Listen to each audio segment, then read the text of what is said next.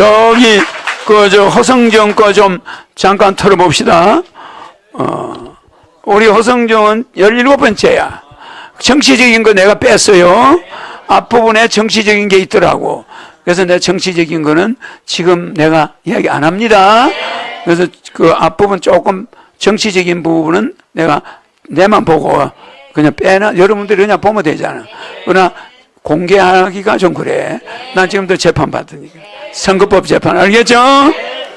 알겠죠? 한번 들어봅시다. 허경영의 국민배당금, 그 기적의 현장. 허성정, 대륙백제 만주신라의 저자. 정전 결출로 부배란 허경영의 3.3정책 첫머리를 딴 혁명 공약을 집대성한 말이다. 즉 정치혁명, 정당혁명, 결혼혁명, 출산혁명, 노동혁명, 부채혁명, 배당혁명 등 허경영의 3.3 공약이 전 세계를 향해 공식적으로 선포되었다. 이날 취임식은 3.3 정책의 공식 선포일이 되었다.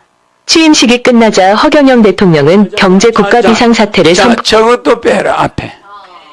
저거는 옛날에 그 이야기야. 거기 앞에 덜 빠졌네. 하고 현직 국회의원 여기까지 빼라. 위에 빼. 18세의 대한민국의 역사는 되었다. 국민들은 모두 새로운 나라의 새로운 백성이 되었다. 올렸다. 허경영 옛날에 내가 대통령이 되었다는 그 가상 그거에 대해서 이야기하는 거야. 빼고 요까지 빼.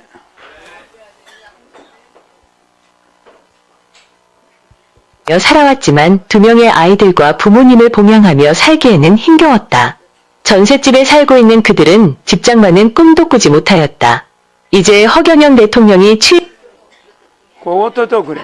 이제 저게 내가 대통령이 됐다고 가상할 때 배당금이 나온다 이 말이야. 국민배당금 10,000원은 공짜로 주는 것처럼 보이지만 실제는 그렇지 않다. 국민에게 지급된 국민배당금은 다시 부가가치세로 되돌아온다. 부가가치세란 우리가 물건을 살 때 붙는 국세다. 예를 들어 우리가 냉장고를 한 대 사면 거기에 붙는 세금이 부가가치세다. 사실 우리가 사는 공산품의 가격 속에는 모두 10%의 부가가치세가 포함되어 있다. 즉 내가 100만원어치의 물건을 사면 그 속에는 10만원이라는 부가가치세를 주고 내가 그 물건을 산 것이 된다. 이 10만원의 세금은 내가 국가에 내는 나의 세금이다. 단지 이 세금은 나의 세금이지만 내가 일일이 세금을 세무서에 갖다 낼 수 없으니 물건을 파는 사람이 나의 세금을 나를 대신해서 내어준다. 이것이 부가가치세라는 개념이다. 이러한 지식을 바탕으로 허경영의 국민배당이 어떤 기적을 일으키는지 구체적인 예를 들어보자. 1. A씨는 국민배당금 150만원 중 50만원은 저축을 하고 나머지 100만원으로 B가게에 가서 냉장고를 한 대 샀다. B가게에서 부가가치세 10만원이 발생. 2. B가게의 사장은 C가게에 가서 딸내미의 피아노를 한 대 100만원 주고 샀다. C가게에서 부가가치세 10만원 발생. 3. C가게 사장은 D가게에 가서 자기 아들의 결혼예물을 100만원어치를 샀다. D가게에서 부가가치세 10만원 발생. 4. D가게 사장은 E가게에 가서 괜찮은 자전거 한 대를 100만원 주고 샀다. E가게의 부가가치세 10만원 발생. 5. E가게 사장은 F가게에서 에어컨 한 대를 100만원 주고 샀다. F가게에서 부가가치세 10만원 발생. 6. F가게 사장은 지의 일식집에 가서 100만원어치의 결혼식 피로연을 하였다. G가게에서 부가가치세 10만원 발생. 7. G가게 사장은 H가게에 가서 100만원어치 딸의 화장품을 샀다. H가게에서 부가가치세 10만원 발생. 8. H가게 사장은 아들의 결혼식을 대비해 J가게에 가서 100만원짜리 양복 한 벌을 샀다. J가게에서 부가가치세 10만원 발생. 9. J사장은 K가게에 가서 부인의 털코트를 100만원 주고 샀다. K가게에서 부가가치세 10만원 발생.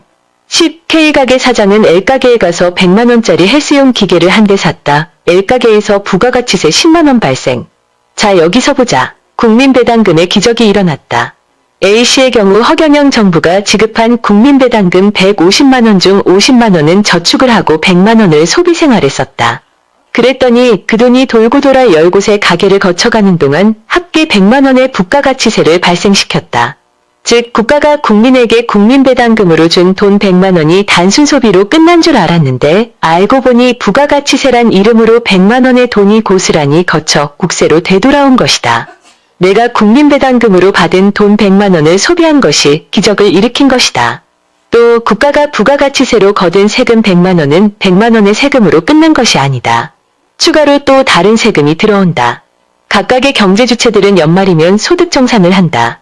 연말에 소득세를 정산하면 국가에서는 또 다른 세금 수익이 들어온다. 이른바 종합소득세다. 결국 국민배당금 100만 원의 소비금액은 기적의 기적을 일으킨다. 경제관료들이 생각하는 것은 국가가 국민에게 국민배당금을 지급하면 그것이 영원한 비용이 되어서 국가재정을 파탄시키는 것으로만 생각한다. 소비를 통해 세금이 걷어지는 원리를 생각하지 않는 것이다. 신용창출과 승수이론을 모르는 경제관료들이나 정치인들의 탁상공론적 경제상식이 안타깝다. 경제관료들과 정치인들은 국민배당금이 분기별로 부가가치세를 낳고 연말 정산 시 개인 사업자들로부터 종합소득세를 발생시키는 순환의 원리를 모르는 것이다. 그뿐이 아니다. 개인 소비자들의 소득이 좋아지다 보면 부동산 매매도 활발할 것이다.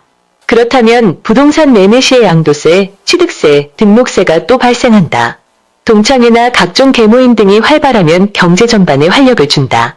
사람이 모이는 곳에는 소비가 발생한다. 소비는 또 다른 소비를 낳고 그 소비는 제2차 세금, 제3차, 제4차 세금을 발생시킨다. 앞서준 국민배당금이 소비활동을 시작하면 그 회전력은 엄청난 회오리를 치며 경제 전반에 활력을 불어넣는다. 거기서 나올 수 있는 부작용은 약간의 인플레이션이다. 약간의 인플레이션은 디플레이션보다는 낫다. 혹자는 국민배당금이 게으른 사람을 만든다고 한다. 그러나 그것은 하나만 알고 둘을 모르는 처사다. 전생부터 업장이 두꺼워 천성적으로 게으른 사람은 아무리 국가가 계몽을 하고 부모가 야단을 쳐도 무의도식하게 마련이다. 그러나 천성이 부지런하고 이웃에 대한 사회적 책임감이 강한 사람은 국가가 아무리 복지 혜택을 주고 일 안 해도 먹고 살만한 여건이 되어도 일을 한다. 또 평범한 사람들도 국민배당금을 주어 생활에 도움을 주면 신바람이 나서 더 열심히 일하는 사람들이 된다. 일하기 싫어하고 놀기 좋아하는 사람들을 보면 사회적 불만은 그들이 더 많다. 늘 공짜를 좋아하고 남이 가진 것을 배아파하는 사람들이 그들이다. 그래도 그들을 내팽개칠 수는 없다. 그들을 방치했을 때 우리 국가가 부담해야 할 사회적 비용이 더 크기 때문이다. 그들이 사이코패스로 전락해 문제를 일으키기 시작하면 사회적 비용이 엄청나게 들어간다. 칼을 들고 설치고 총기를 가지고 범죄를 저지르며 부모에게 패륜하는 짓거리를 하면 감당이 되지 않는다. 그들에게도 인간이 누릴 수 있는 최소한의 생활은 보장해주는 것이 옳다. 세상에는 78대 22의 법칙이 있다. 78대 22는 공기 중의 수소와 산소의 비율이다. 정사각형 속의 원을 그리면 내접하는 원과 사각형의 비율이 78대 22가 된다. 바다와 육지의 비율도 78대 20이다. 이것을 경제학에 적용해보면 22의 천재들이 78의 국민들을 먹여 살린다. 곤충학자들이 개미들을 연구해본 결과도 그랬다고 한다. 실제 열심히 일하는 개미는 22이고 78의 개미들은 일하는 척 부지런히 움직이기만 하지 실제로는 하는 일 없이 왔다 갔다 한다고 한다.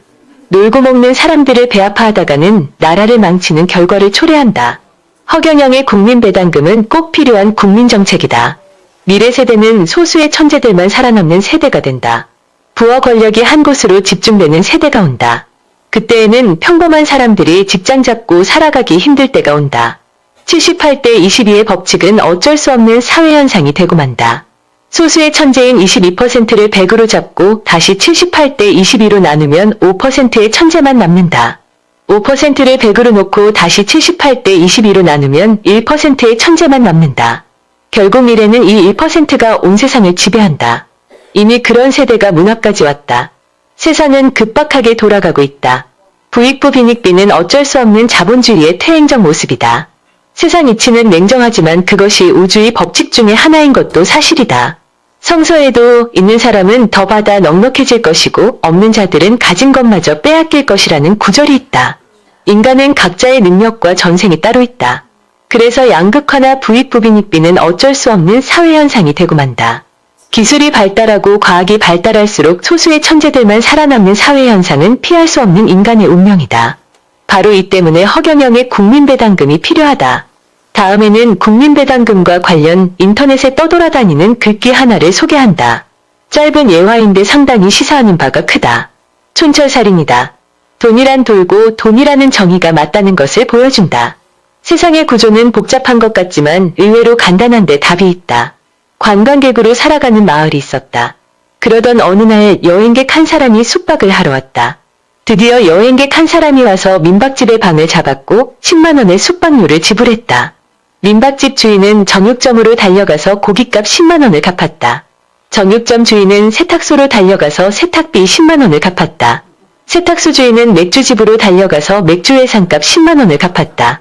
맥주집 주인은 민박집으로 달려가서 숙박비 10만원을 갚았다. 돈이 순식간에 마을을 한 바퀴 돌아 다시 민박집 주인에게 돌아왔다. 결과를 정리해보니 돈을 번 사람도 없고 돈을 쓴 사람도 없다. 그러나 마을에는 이제 빚진 사람이 아무도 없다. 돈은 돌아야 돈이고 사람은 사랑해야 사람이다. 허경영 총재님 공약이 딱 맞네요. 내가 이 글을 인터넷에서 최종적으로 받은 사람의 이름은 전삼례라는 사람이다. 이 사람이 직접 쓴 글인지 다른 사람의 글을 인용한 것인지는 모르겠다. 아무튼 정문일침에 좋은 글이다.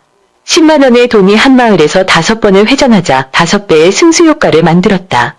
허경영의 국민배당금이 만들어내는 승수효과를 경제학자들은 정녕 모르는가?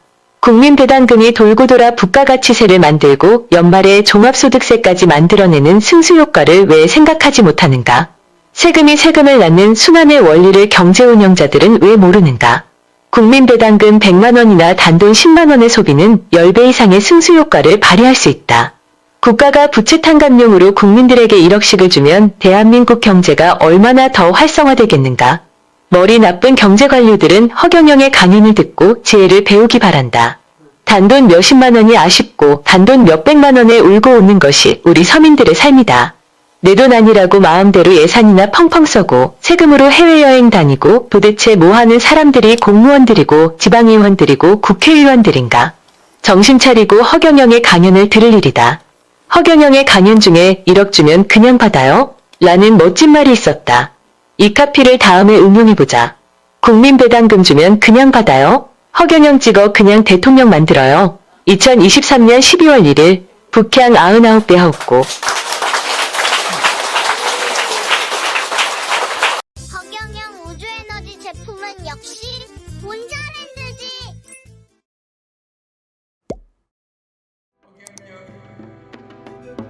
허경영